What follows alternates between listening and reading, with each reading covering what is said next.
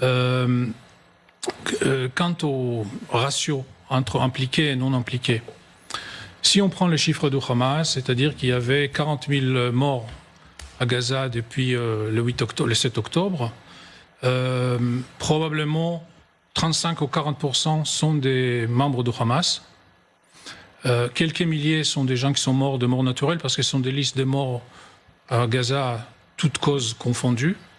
Sur les autres morts, on ne sait pas combien ont été tués par le Hamas parce qu'à peu près 15-20% des projectiles du Hamas tombent et des djihadistes islamiques tombent sur la bande de Gaza. Donc il y a aussi des morts de feu de Hamas. Donc entre 35, 40 et 45% des morts selon les chiffres de Hamas sont des gens qui sont impliqués ou qui ont été tués par le Hamas.